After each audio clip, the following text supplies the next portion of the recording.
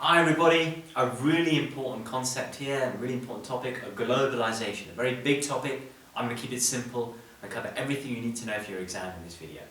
So here is the definition of globalization. It is a process, right? It doesn't just happen overnight. It takes something to kick-start it, for it to continue. So it's a process in which national economies have become increasingly integrated and interdependent. These two words at the end are very important. Integrated, meaning countries have become closer together. Interdependent, meaning countries are more reliant on each other now for growth, for development. So what has actually led to globalization taking place? It's a phenomenon that we've experienced over the last 40, 50 years. What have been some of the factors that have led to it? Well, trade liberalization, through the greater role of the World Trade Organization, through more countries signing up to the World Trade Organization. It's led to trade barriers actually reducing. It's led to more free trade taking place between nations. With more trading blocks and deeper trading blocks actually out there in the world, again, countries have actually joined together and have integrated in that respect. In the last 10 years, there's been a boom in the number of free trade areas out there and free trade pacts being signed by different countries. Right now, there are two very good examples I can give you, which are on the verge of being completed, which is the TTIP, the Transatlantic Trade and Investment Partnership between the EU and the USA. A free trade area between the two would be huge. And the TPP, the Trans-Pacific Partnership between lots of different Pacific nations. Again, a big free trade area between these nations. So the growth of such trading blocks, again, has brought nations closer together. And even the deepening of existing trading blocks, like the EU, has again meant that nations have become more like one instead of being independent. The growth of MNCs, the bigger they've got, the more they've dispersed around the world, again, has led to greater integration. We could argue that technology has had a large part to play in that. Technological advancements in the world of transport has made it easier to transport goods and services around the world, has made it easier for businesses to set up in different countries without many major issues. Software development, the growth of the internet, again, has made it much easier for businesses, yes, to have headquarters in one country, but still to have major outlets and other locations all around the world, which again has integrated the world economy. And finally, with greater mobility of labour and capital, nations have again become more integrated.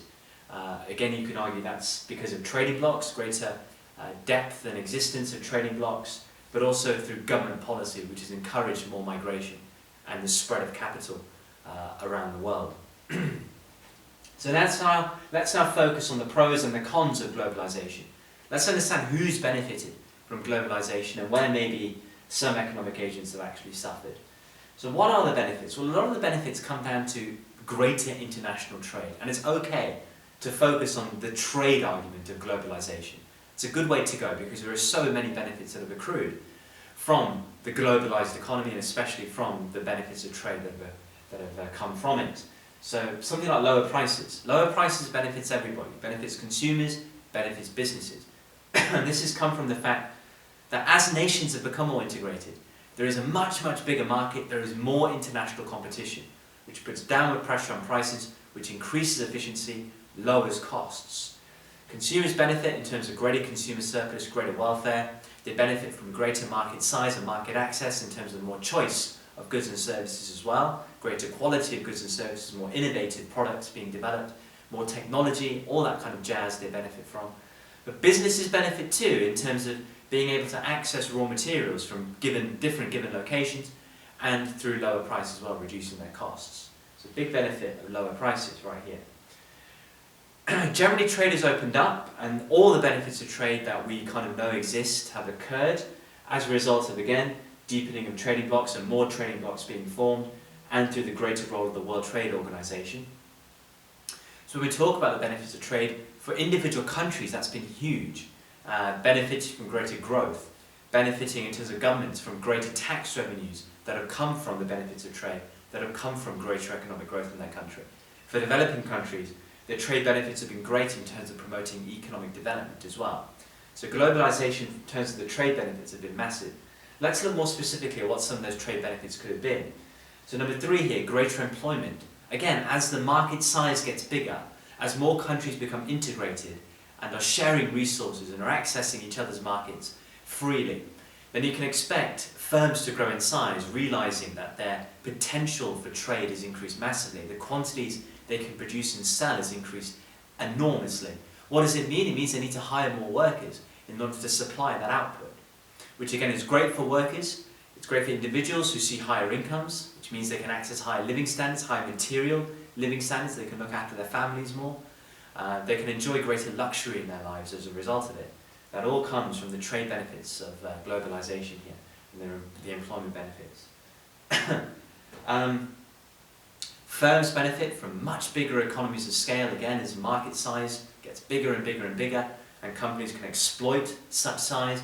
They can increase their output and lower their costs as a result, which leads them to benefit from higher profits, which maybe can stimulate more investment, more innovation down the road. So that's a huge benefit right there.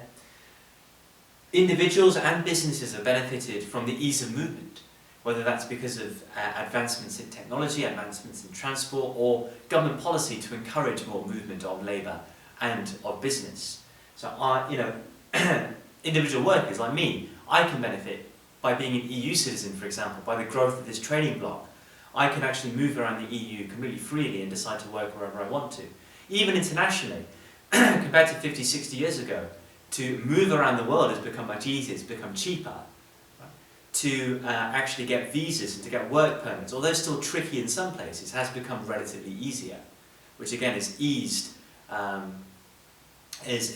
working around the country, has made it easier to migrate, therefore migration flows have increased massively recently. But also for businesses to move across the world, for countries to attract foreign investment has become easier. Through technology advancements, yes, but again through loose government policy which will attract foreign firms to a given nation. And the benefits of FDI are massive for a nation. How it can lead to economic growth in both the short term and the long term for a nation. How it can increase employment. How it can increase profits for all businesses within that country. How technology can actually be advanced through FDI. All these great benefits, the export benefits of FDI as well. So that's been a huge gain through globalization. And I've talked about the technological transfers and innovations that have come about through globalization too. But not everybody has benefited. There are some major arguments against globalization too, like growing inequality. There's a great stat I read the other day that at the moment, I'm making this video in 2015, the top 1% of earners in the economy, so the richest 1% of earners in the world economy, own 55% of the total global wealth. I mean, that's a crazy statistic to get your head around. And that lets you understand that even though there have been massive increases in profit, in incomes, in tax revenue collections, this hasn't been spread for some reason equally amongst the world's population. Those that have been living in poverty for a long period of time are still living in extreme poverty.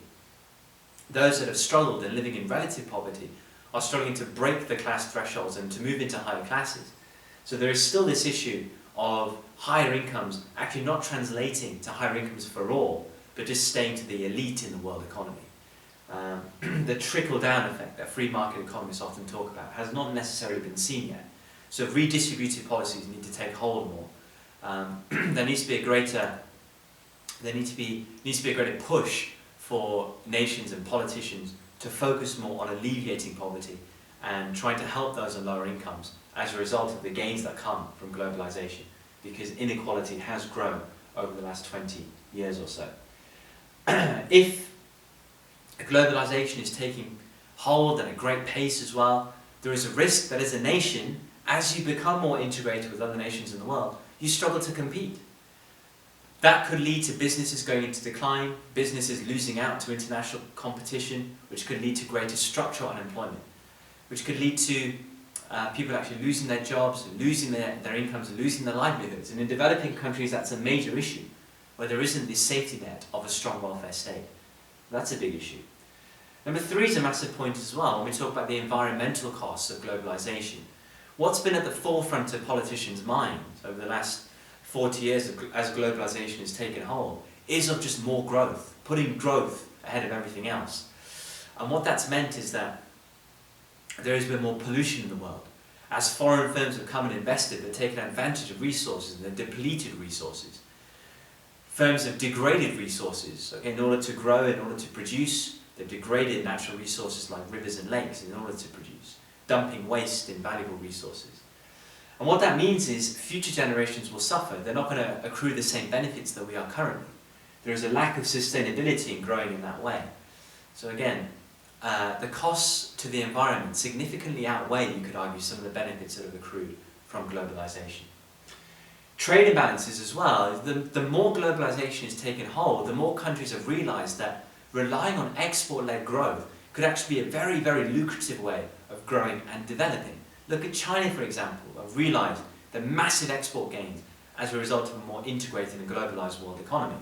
But what it means is if for some reason this avenue of growth actually slows down, or there is a shock that actually limits the growth potential from exports, it might lead to more protectionist activity and trade wars developing in order to rectify such trade imbalances. So when we talk about trade imbalances, we mean things like current account deficits and current account surpluses. You see more imbalances as such, which could lead to protectionist policies, trade protectionist policies being used far more, and trade wars between nations actually distorting some of the gains of globalization and of trade.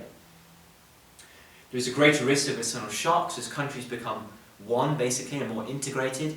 If one country goes down, they could well take down another country too. And in fact, not just a country goes down. If a given industry has a shock or goes into crisis in one nation, that could spread to other nations around the world. We saw that in 2008, didn't we, with the great financial crisis, a banking crisis that started in the US, but because banking has become such a worldwide kind of industry now, and banks set up in lots of different countries can be working with billions and billions and billions of pounds or dollars worth of transactions at one time in lots of different nations. One kind of banking crisis in a nation can actually spread all the way around the world and can take down banking industries in lots of different countries too. What it means is that other nations are susceptible to massive macroeconomic shocks, are fragile in that sense, and that can lead to deep crises and deep recessions. And we've seen that in 2008. And also less cultural diversity. This is a big issue as well. If you go to Europe, for example, you'd expect, if you go into wonderful kind of Spanish cities or Italian cities or Greek cities, you'd expect to see the uniqueness, the cultural diversity that's on show that these countries have to offer. But actually what you'll see are the same kind of outlets, the same kind of multinational corporations littered on every kind of street. The same kinds of goods and services on offer for everybody to buy. So what you tend to see with more globalization is a loss of cultural diversity, a loss of countries, countries losing their own identities really, and succumbing to the same kind of tastes, succumbing to the same kind of demands for every single person in the economy, which is a negative in that sense. Countries lose their uniqueness. So a very important topic, this one. If the question came generally about the pros and cons of globalization, of course this will be fine. But if you got a question which made you link globalization to development, these points are very much still going to be your starting point. Just make sure you finish your analysis with key ideas like improving the HDI, talking about per capita incomes, talking about health and education standards, talking about employment prospects, talking about adult literacy and life expectancy, income inequality, Lorenz and Gini, all these key development buzzwords and ideas. Make sure you relate back to those in your essays to make sure you score the full marks if it's a development-based essay. Thanks guys, really hope this helped. Very detailed stuff, lots of information there. Write it all down, take it in. See you all next time.